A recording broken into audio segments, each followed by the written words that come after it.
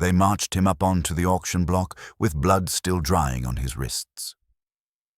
Lexington's slave market was crowded that winter morning, breath hanging in the frozen air, men stamping their boots against the cold as if impatience could warm them.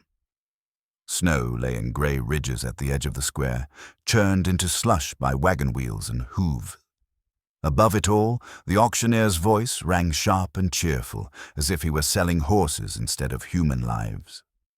"Next up," he called. "Prime young buck, 22, sound in limb, strong in back, handy with horses. A fine addition to any breeding or racing estate.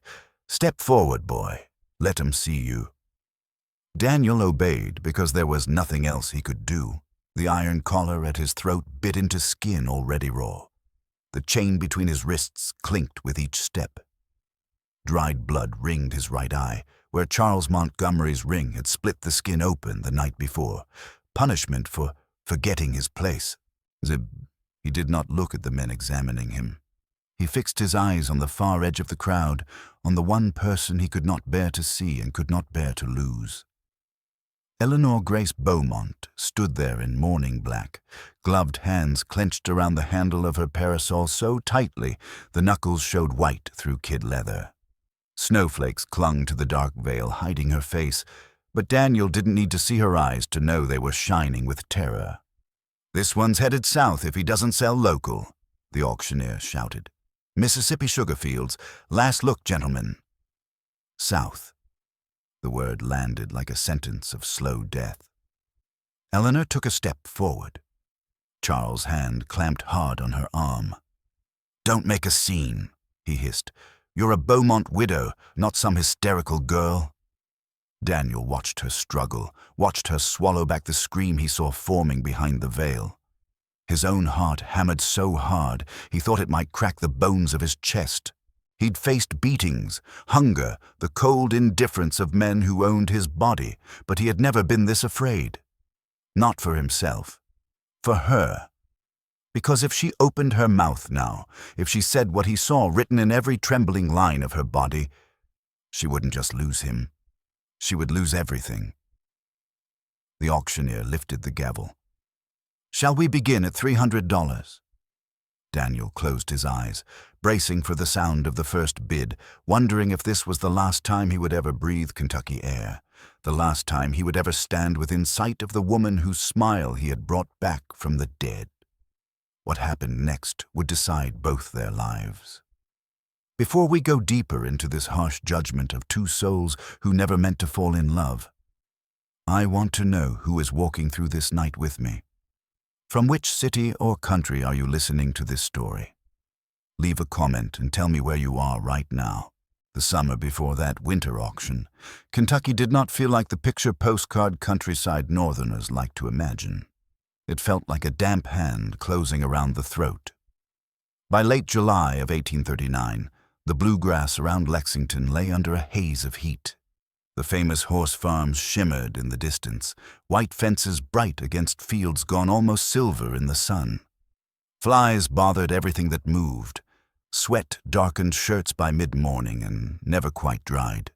Even the air inside the big houses seemed to thicken, as if it had lost the will to stir. Beaumont Estate stretched across 300 rolling acres, paddocks dotted with sleek thoroughbreds, oak-lined lanes, a grand Greek revival house set on a gentle rise. From a distance, it looked like a painting of southern prosperity. Up close, you could see the cracks. Behind the main house, a line of slave cabins squatted in the dust.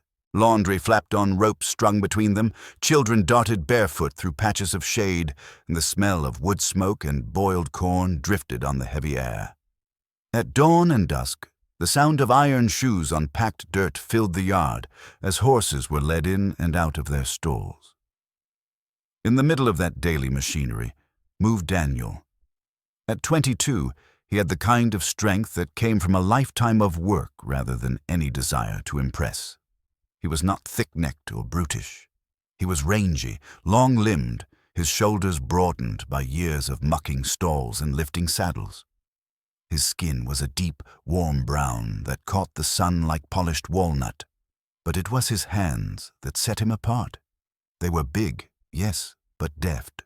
A farrier's hands, a groom's hands, and, hidden beneath those calluses, an artist's hands. His father had worked the forge on Beaumont land, shaping horseshoes and hinges until a bad lung and a worse winter took him.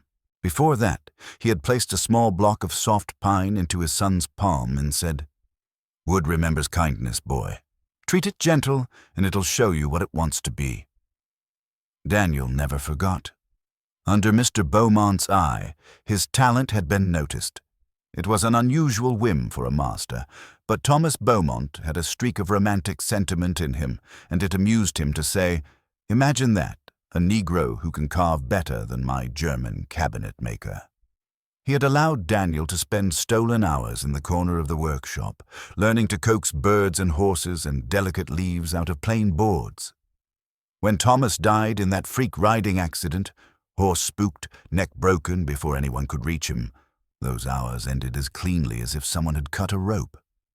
The new order was simple. Daniel belonged in the stables and the fields, not at a workbench, not with a knife and a piece of fine wood in his hands, dreaming. He obeyed. Out loud, inside he kept carving. He carried the memory of the workshop in his fingers, carving at night with odd scraps of pine or fallen branches, making small things he could hide, tiny horses that looked ready to leap from a child's palm, birds so light they might fly if you blew on them, a doll no bigger than a man's thumb, with a round face and carved curls meant for small hands to cradle. Those hands belonged to Sarah. The big house had turned cold long before the first frost. Eleanor Grace Beaumont had been 20 when she married Thomas.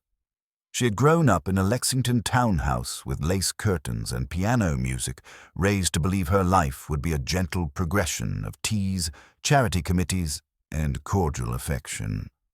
Thomas had been 15 years older, but he was kind in those early days, indulgent with a young bride who loved books and watercolors more than balls. He had promised her a home in the country where their children would run in the fields. He had given her Beaumont Estate and one daughter. Then a horse had taken him away in a single late afternoon fall. The shock did not show itself all at once. For the first weeks, Eleanor moved through the house like a woman underwater. People came and went, lawyers with papers, neighbors with condolences, preachers with Bible verses about God's mysterious plans. Food appeared on plates and went untouched. Curtains were drawn, mirrors were draped in black. When the official mourning period settled over her like a second skin, something inside her simply stopped. She stopped visiting the paddocks. The smell of leather and horse flesh made her chest ache, because it reminded her of the man who had ridden out one morning and never come back. She stopped walking in the gardens, because she had once walked there on his arm, laughing at nothing, dizzy with young marriage. She stopped going into the nursery, because the sight of their daughter's face was like being stabbed with the memory of his. 3-year-old Sarah did not understand any of that. She only knew that Mama had disappeared behind a closed door. The staff of the house adjusted as people do under strain. Martha, the elderly housekeeper who had been with Eleanor's family since before her birth, took charge of the little girl's routine. Feeding, bathing, comforting. The cook clucked her tongue and shook her head when Sarah cried at night, saying, "The child needs her mother," but her words never made it past the nursery staircase. Upstairs, in a sewing room that had once been filled with light and quiet industry, Eleanor sat in a straight-backed chair hour after hour, hands clenched in her lap. The room smelled of linen and lavender and dust. The big window looked out over the fields, but she rarely saw them. Her gaze always found its way back to the portrait on the wall. Thomas, in his riding coat, one hand resting on a brass-topped cane, the other tucked into his waistcoat. Alive in oil. Dead in truth. Grief had not made her dramatic. It had made her small. Everything about her seemed reduced. Her voice, now barely above a whisper. Her appetite, which vanished more days than not. Her world, which shrank to this room and that portrait. People in town called it devotion. The enslaved people on the estate, who watched the practical consequences, called it something closer to absence. A mistress of the house who did not attend to her child, did not attend to the books, did not attend, really, to anything. In a system where everything depended on the moods of those who owned you, that kind of absence felt dangerous. Daniel watched all of this from the edges. He saw the way Sarah's cries at night climbed out of the nursery window, thin and desperate. He saw the way Martha's shoulders sagged a little more each morning from lack of sleep. He heard the overseer complain that the little one's fussing is enough to drive a man to drink. And he heard the unsettled murmurs outside the cabins. What happens when a house goes leaderless? What happens when the only white person with a kind word left is a 3-year-old? He had never stood close enough to Eleanor to study her face. He had only glimpsed her at a distance, a flash of pale skin and dark dress on the porch, a silhouette in an upstairs window, but he knew that whatever had been living behind those windows had dimmed to almost nothing since the funeral. He shouldn't have cared. On paper, her sorrow and his hunger belonged to different worlds. But he did care. Maybe because grief recognizes itself across distance. He remembered his own mother after his father's death, the way she'd gone quiet for weeks, hands moving through chores like a machine while her eyes stayed lost somewhere he couldn't follow. He had given his mother carved trinkets then too. A bird, a little cross, a flower. Sometimes she had managed a tired smile. He wondered now if something small could pierce this new woman's darkness. He did not know her well enough to try. But he knew her child, and on a frigid January night when the wind sliced through the cracks in the cabins and Sarah's crying cut through the estate like a knife, Daniel lay awake on his thin pallet and thought, I can't stop the cold, I can't change the past, I can't bring a dead man back, but maybe I can make one little girl smile. That thought, quietly stubborn, was the beginning of everything that came after. The night grief cracked just enough for light to slip in. Snow had piled against the windows of Beaumont House, softening the sharp edges of the world outside. Inside, the silence was so deep it felt like a weight pressing onto every surface, muffling even the sound of footsteps on the carpeted halls. It was well past midnight when Daniel made his decision. The little bundle in his hand, a wooden horse no longer than his palm, its mane carved in careful strokes, felt warm despite the cold night air. He had spent 3 stolen evenings shaping it from a piece of oak scrap, smoothing its curves until it felt alive beneath his thumb. He hadn't meant to make it beautiful. He had only meant to make something small and kind, something a lonely child might hold when the world felt cruel. He waited until the overseer's lantern disappeared into the distance and until the cabins grew quiet, except for the whisper of flames in dying hearth. Then he slipped from his bunk, wrapped his coat tight around him, and crossed the icy yard toward the big house. A slave was not supposed to approach the porch at night. A slave was never supposed to touch the front steps, let alone the doorway. But grief had loosened the structure of the Beaumont household. People whispered that the house had become hollow, the mistress lost somewhere inside it. Daniel reached the nursery window, breath fogging against the glass. Inside, Sarah tossed in her bed, cheeks flushed from crying, the old wool blanket clutched to her chest. Her little voice caught on a sob. That sound pierced Daniel more deeply than any whip ever had. He cleared the frost from the sill and gently placed the horse on the window ledge where she would see it in the morning. As he turned to leave, the door behind him creaked, and he froze. It wasn't the overseer. It wasn't Martha. It was Eleanor. She wore a thin robe, her hair unbound for the first time he'd ever seen. Her eyes, pale blue beneath the shadows of exhaustion, widened when she saw him. "What are you doing here?" she whispered, her voice raw from disuse. Daniel straightened, hands clasped behind him instinctively, shoulders tightening. "I beg your pardon, ma'am. I didn't mean any harm." Her gaze drifted past him to the window, to the tiny shape on the sill. Snowflakes drifted between them, melting when they touched her robe. "Did you make that?"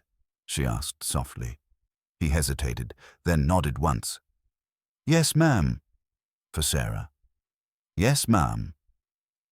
A long silence stretched between them, the kind that makes people feel the shape of their own heartbeat. Eleanor looked at him not with anger, nor even confusion, but with a kind of quiet shock, like someone beholding an unexpected kindness after months of nothing but pain. "Why?" she whispered. He swallowed. "Because she cries herself to sleep most nights, and because—" He stopped himself. He had almost said, "because you look like you carry too much sorrow for one person." And because no child should cry alone, he finished instead. Her breath caught, just slightly, but enough for him to see it. Another silence fell, heavier, more fragile. "You shouldn't be near the house at night," she said at last, though her voice held no reprimand, only fear. "If my brother-in-law saw you, he'd—" "I know," Daniel said quietly. "I'll leave." But when he stepped back, her hand lifted just a little, as if to stop him. She didn't touch him, not even close. But the gesture was there, half-formed, instinctive. "Wait," she said, her voice tremoring. "Your hands, are you hurt? They're—" He looked down. His palms were red and bleeding from carving in the cold. He hadn't noticed. He rarely noticed anymore. "It's nothing, ma'am." But she stepped closer, close enough that he could smell the faint lavender on her skin, close enough that grief itself seemed to hover between them like a shared wound. "No," she whispered, more to herself than to him. "It's not nothing." For the first time in 6 months, a crack appeared in the wall Eleanor had built around her heart. A moment of recognition, a moment of seeing.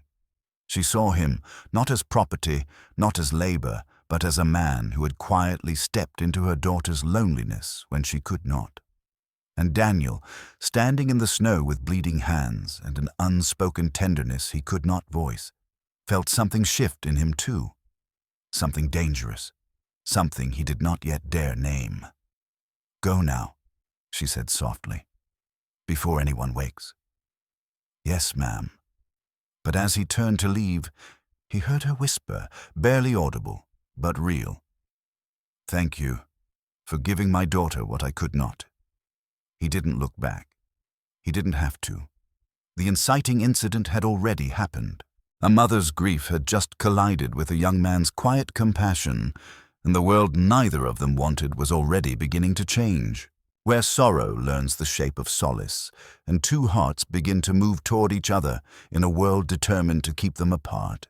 The morning after their brief encounter in the snow, Eleanor awoke with a sensation she had not felt in half a year, the faint stirring of awareness. Not joy, not relief, but the recognition of something or someone pressing against the edges of her grief. She sat up slowly in her cold, quiet room. A dusting of pale light spilled across the floorboards. For the first time in months, she did not reach for Thomas's portrait. Instead, she found herself listening for the sound of small footsteps. Sarah. Her daughter's laugh drifted faintly from the nursery, a soft, chiming sound.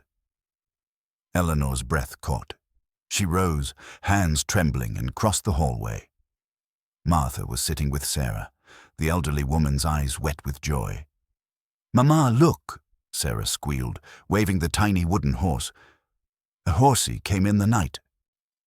Her smile, bright, toothy, astonishingly alive, struck Eleanor like a physical blow. For 6 months, that smile had been gone. For 6 months, grief had stolen her motherhood from her, leaving only hollow guilt behind. But here, in Sarah's small hands, sat a miracle carved from wood. Eleanor sank to her knees before her daughter. "It's beautiful," she whispered.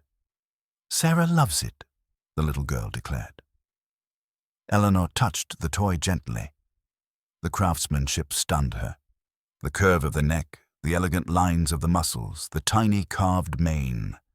Whoever made it had poured not just skill, but tenderness into every stroke of the blade. And Eleanor knew exactly whose hands had shaped it. Daniel. The name formed in her mind before she allowed her lips to move. She had never spoken his name aloud, but it lingered on her tongue now, quietly, dangerously. He had healed something in her daughter. He had touched something in Eleanor, and neither of them understood yet what that meant. That afternoon, she stepped onto the back veranda for the first time since Thomas's death. The air was sharp and cold, carrying the scent of horseflesh, leather, and distant chimney smoke. Snow glittered along the fence rails like powdered diamonds. She saw him immediately. Daniel was repairing a cracked harness strap near the paddock. His sleeves were rolled up despite the cold, revealing lean, sinewy arms dusted with sawdust and frost. As he worked, his expression was focused, serene, something like the calm of a man at prayer. She hesitated. He did not see her yet. A strange sensation curled through her chest, part curiosity, part gratitude, part something unnamed and unwelcome. Finally, she spoke. "Daniel." He stiffened, stood, turned. No one ever addressed a slave by name unless it was an order. The shock in his eyes was subtle but unmistakable. "Yes, ma'am," he said quietly. "I wish to thank you," she said, "for the toy you carved." He lowered his gaze. "I'm glad it brought her some comfort." "Did you do it for her, or out of pity for me?" He looked up, startled by her candor. "Ma'am, I would never pity you." The words hit her harder than she expected. "I did it for the child," he continued softly. "Children deserve kindness no matter whose child they are. And you risked punishment to bring it to her." "Yes, ma'am." "Why?" His answer came slowly. "Because sorrow, that deep, shouldn't fall on someone so small." A thin gust of wind lifted the edges of her widow's veil. Eleanor felt it then, something like a pull, as though the air between them carried an invisible thread, taut and humming. She stepped closer. His breath caught. For a moment, snow fell in absolute silence, each flake hanging suspended like a held breath. "You remind me," she began, then paused, gathering courage. "You remind me what compassion looks like." He shook his head. "I'm no one, ma'am. Just a slave trying to ease a child's pain. You are not no one, Daniel." His name, leaving her lips, sent a visible shiver down him. He looked away, jaw tight, as if struggling for composure. "Ma'am," he whispered, "it isn't safe for you to speak to me this way."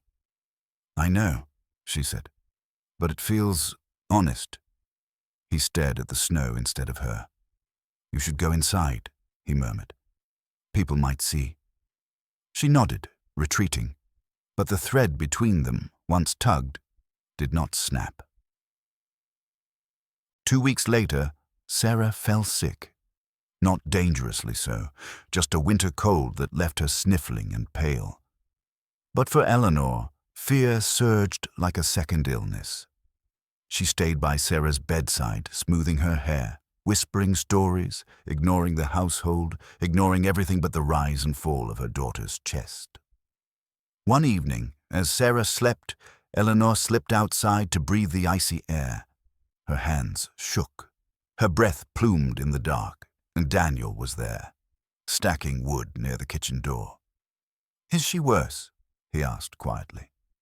Eleanor startled. "How did you know?" "You haven't left her side. The whole house knows." Silence. Then she sank onto the steps, burying her face in her hands. "I'm failing her," she whispered. "I failed her for months. I couldn't even look at my own daughter." Daniel hesitated, torn by rules he'd been raised to fear, and an instinct pulling him toward her pain. He stepped closer. "You were grieving," he said softly. "That is no excuse."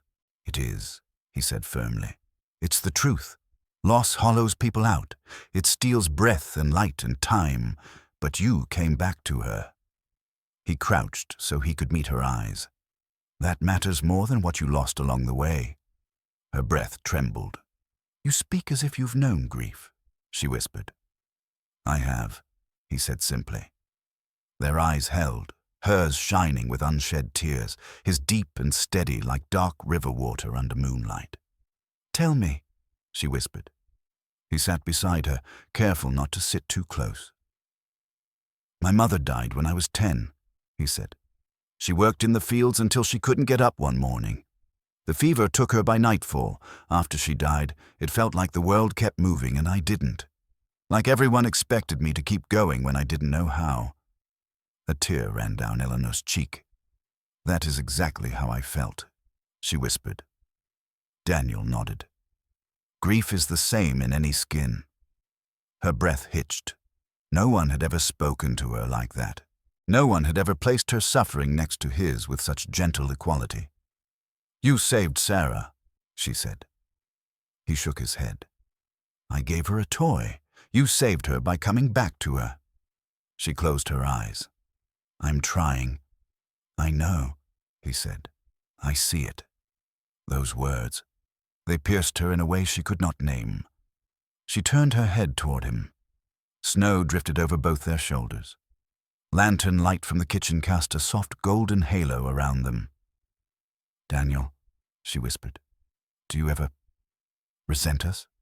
Resent me?" He stared at her, stunned. "I don't resent you," he said slowly. "I see someone fighting to breathe again. Someone kind. Someone who loves her child more than her own pain." His voice lowered. "And someone who shouldn't be so alone." Her lips parted, just slightly. He looked away quickly, torn between fear and longing. "I've spoken out of turn," he murmured. "Forgive me." But Eleanor did not feel offended. She felt seen, dangerously, achingly seen. "Daniel," she whispered, "please look at me." He did. And something passed between them, an understanding neither of them dared speak aloud. A forbidden warmth, a shared ache, a pull stronger than propriety, stronger than fair. "I should go," he said finally, voice raw with restraint. "Yes," she breathed, but neither of them moved. Not until the kitchen door creaked open and Martha stepped out carrying a basket, forcing Eleanor to rise, forcing Daniel to retreat into the shadows. Their gazes lingered until the very last second. The bond grew in small, quiet increments. Daniel carving another toy, this time a tiny bird, and leaving it where Sarah would find it. Eleanor lingering near the paddocks longer than necessary, watching him soothe a skittish mare with calm, patient hands. Daniel glancing up and finding her looking, and not looking away. Eleanor asking about his carvings, his memories, his mother. Daniel asking about her paintings, her childhood, her laughter before loss stole it. Conversations became longer, pauses became charged, breath became aware. And one night, the line between them thinned to a single fragile thread. Eleanor had come to the back hall with a lantern, unable to sleep. She found Daniel in the workshop repairing a broken stirrup. Moonlight streamed through the small window, silvering his skin, outlining the strong planes of his face. He stood when she entered. She closed the door behind her. "Ma'am," he said quietly. "It's late." "I know," she whispered, "but I needed to. I needed to see." She stopped herself, breath catching. He waited. She took one step toward him. He inhaled sharply. "You make me feel alive again," she whispered. His eyes filled with something fierce, something he fought to hide. "Eleanor," he murmured, her name leaving his lips for the first time, reverent and trembling. "If anyone hears, they won't. You cannot be alone with me like this. I know. It ain't safe. I know. Then why did you come?" She closed the distance between them. "Because you are the only person who knows I still exist."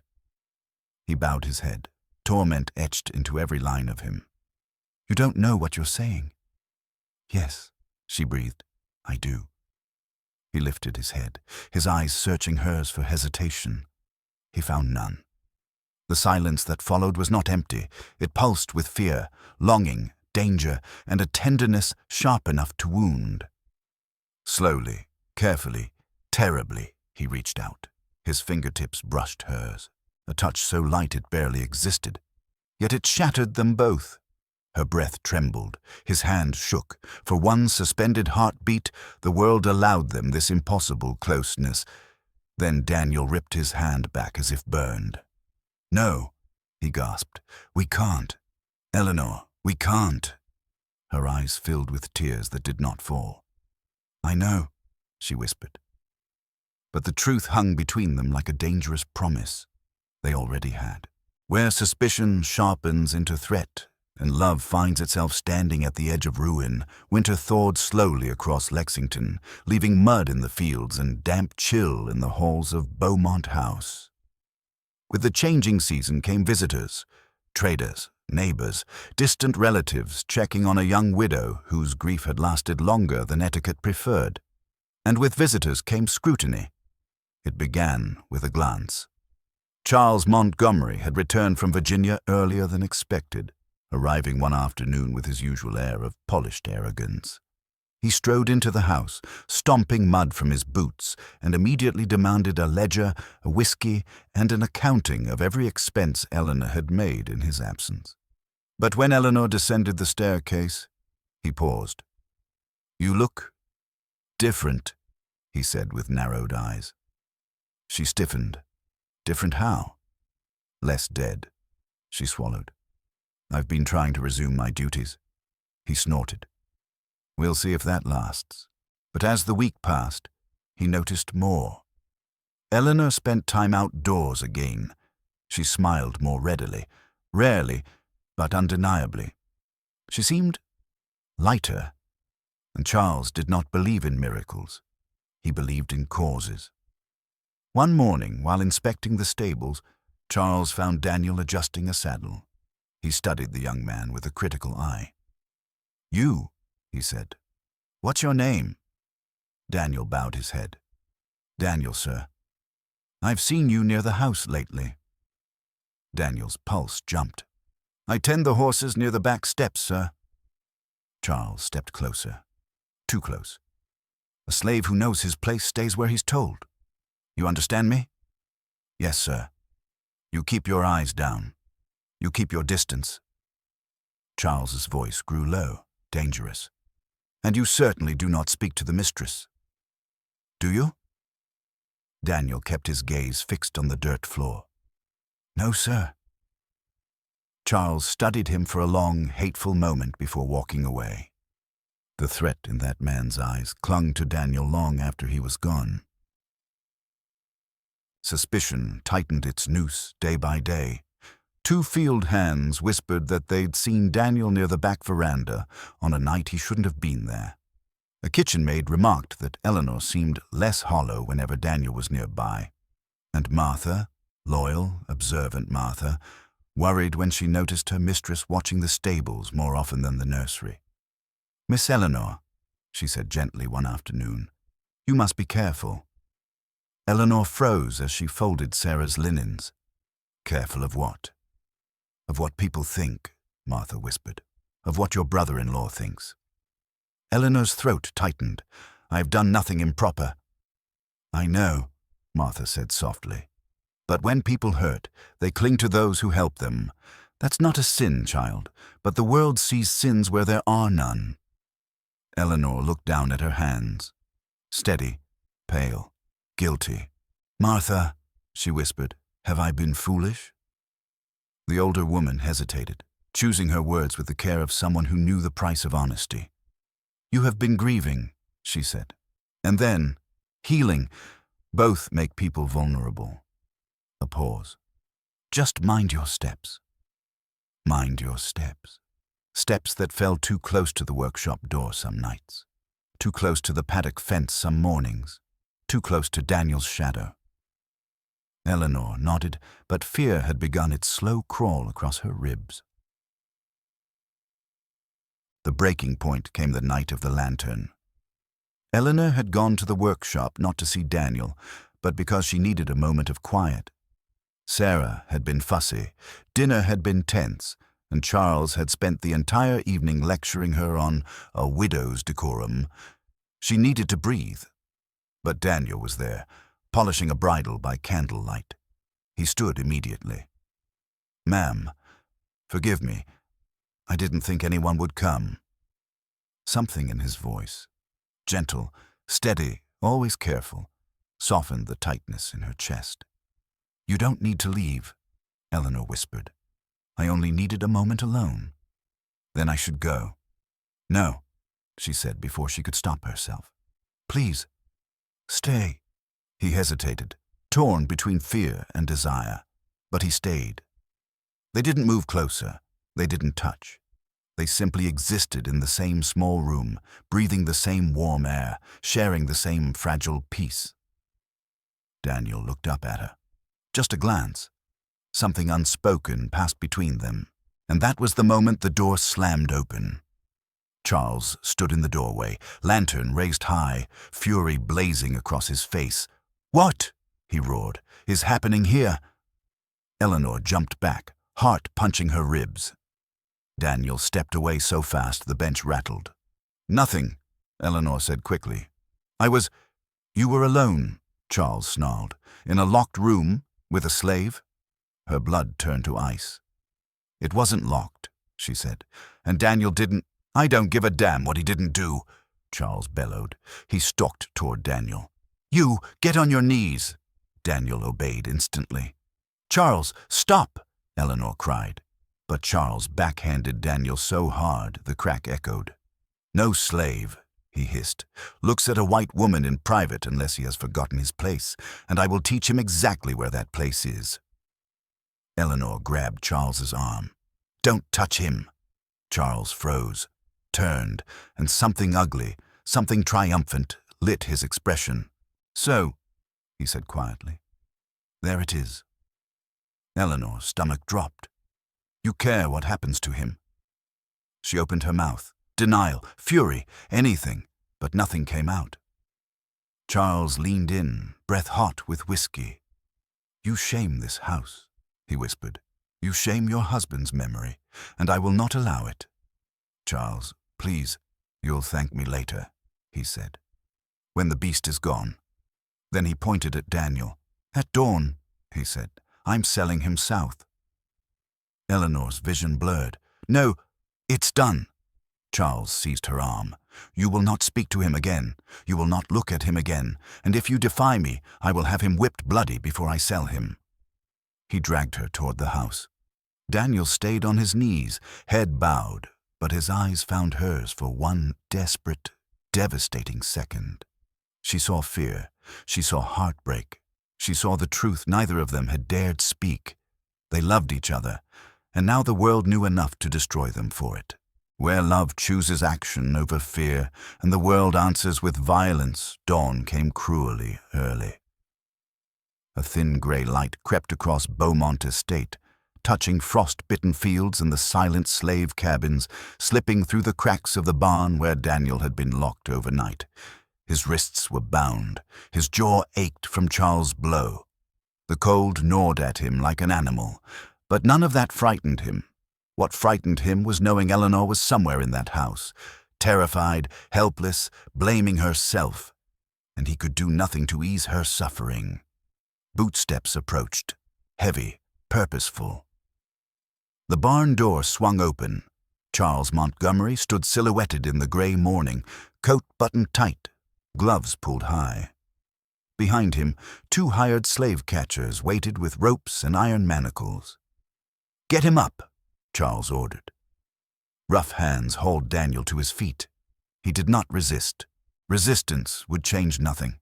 It would only give Charles an excuse to hurt him before selling him into hell. The sugar fields of Mississippi. Daniel had heard the stories. Men lasted months, not years. As the catchers dragged him outside, he looked once toward the big house. His breath caught.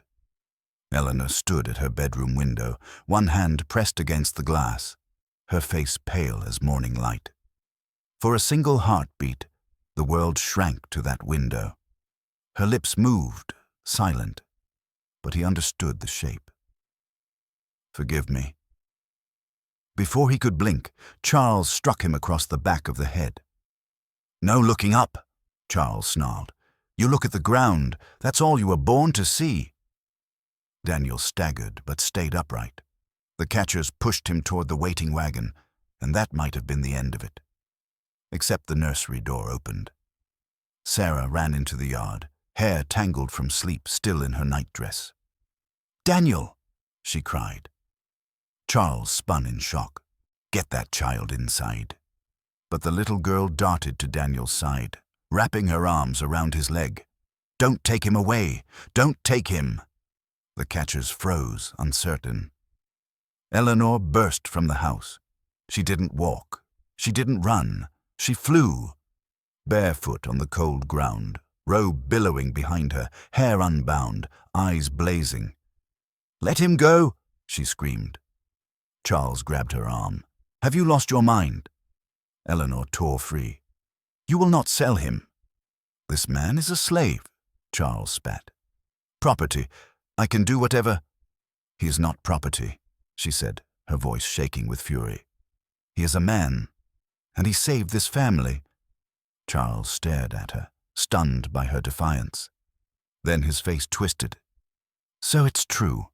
Eleanor's breath hitched. "You've let him soil you with his presence," Charles growled. "You've disgraced your husband's name." "Enough," Eleanor said. But Charles wasn't finished. "I'll have him whipped before he's sent south. Then perhaps you'll remember your station." He reached for Daniel. That was the breaking point. Eleanor stepped between them. "If you touch him," she whispered, "I will never speak to you again. I will fight you with every breath I have. I will petition the court to remove you as executor. I will—" Charles struck her. The world stopped. Daniel lurched forward, roaring with a sound that belonged more to a wounded animal than a man. The catchers barely held him. Sarah shrieked, "Mama!" Eleanor fell to her knees, hand to her cheek. Charles stood over her, chest heaving. "You brought this on yourself." And then everything happened at once. Daniel broke free. He drove his shoulder into one catcher, sending him sprawling. The second swung a chain at him. Daniel blocked it with his forearm, ignoring the pain. Charles reached for his pistol. Eleanor screamed. Sarah sobbed. Daniel seized the chain, whipped it around the catcher's wrist, yanked hard, and the man toppled face first into the dirt. Charles cocked the pistol. Daniel turned. Their eyes locked. Charles raised the gun. "No," Eleanor cried. She threw herself at Charles. Grabbing his arm, the shot fired, but the barrel jerked upward. The bullet shattered a porch column instead of Daniel's heart. Smoke curled into the cold air. Daniel moved. In 2 strides he reached Eleanor, pulling her behind him, shielding her with his body. Charles cursed and struggled to reload the pistol with shaking hands. "Run!" Eleanor gasped. "Daniel, run!" But he didn't. He was staring at her, her trembling hands, the bruise forming on her cheek, the terror in her eyes. Something inside him snapped cleanly, like a bone giving way under unbearable strain. "No," he said, "I'm not leaving you." The catchers were staggering up. Charles chambered another round. "Daniel," Eleanor begged, "he'll kill you." "Then I die standing between him and you." She froze. The world tilted.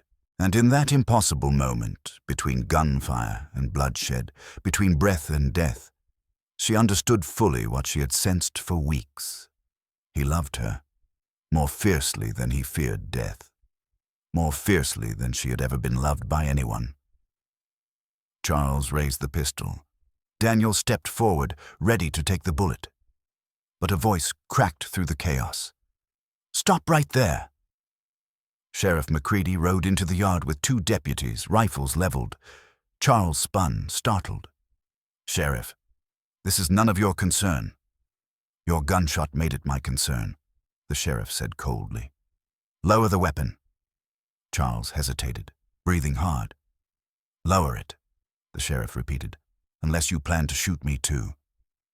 Slowly, Charles lowered the pistol. Daniel stood frozen, chest heaving, blood on his arms, Eleanor clinging to his sleeve, Sarah sobbing in the doorway. The sheriff took in the scene, the bruised widow, the armed overseers, the bound slave, the cracked porch column. "Somebody tell me," he said. "What in God's name is happening here?" Silence fell, and then Eleanor stepped forward. Voice steady, chin lifted. "I will tell you," she said, "because I am done being silent. Where truth demands its price, and love finds the courage to claim its name before the world, sir."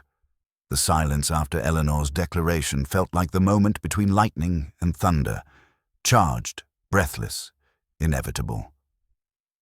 Sheriff McCready dismounted slowly, eyes narrowed as he approached the battered porch where Eleanor stood, with Sarah clinging to her skirts and Daniel refusing to move an inch from her side. "Mrs. Beaumont," he said carefully, "you understand the weight of what you're about to say?" "Yes," she answered, voice clear despite the bruise rising along her cheek. "For the first time in months, I understand exactly what I am saying." Charles sputtered. "Sheriff, she's hysterical. She doesn't know." "I know," Eleanor cut him off, turning on him with a force that stunned everyone. "I know that you struck me. I know that you attempted to sell a man without lawful notice to the estate. And I know you are not my guardian unless I consent to it." "That is a lie," Charles spat. "It is the law," McCready corrected quietly. Charles paled. Eleanor continued, her voice low but ringing with a truth that no one could mistake. "Daniel has been nothing but loyal to this family. He saved my daughter's life. He protected me today, and you," she pointed at Charles, "nearly shot him dead." McCready's gaze shifted to Daniel. "Son, is that true?" Daniel swallowed. "Sir, I only defended myself, and Mrs. Beaumont." The sheriff nodded. "I saw the shot. Charles, you aimed to kill him." "He should have been punished," Charles shouted. "He's a slave. He had no right to be in the same room as my mistress," Daniel asked quietly, lifting his head. His voice wasn't angry. It wasn't defiant. It was simply human. That more than anything seemed to strike McCready hard. Eleanor stepped closer to Daniel, her shoulder brushing his arm, her gesture small but impossible to misinterpret. Charles went red with fury. "You see? She admits it. We share nothing improper," Eleanor said. "But I will not deny this man's worth or allow you to destroy him because of your spite." McCready exhaled, long and slow. "Charles, you no longer have authority on this land. Any transfer of ownership must wait until the court reviews your conduct. You can't do that to me. I just did." The deputies confiscated Charles' pistol. The catchers, no longer confident in their employer, mounted their horses and fled down the drive without waiting for payment. Charles was escorted off the property, swearing vengeance, swearing ruin. When the yard finally emptied, the quiet felt unreal. Eleanor turned to Daniel.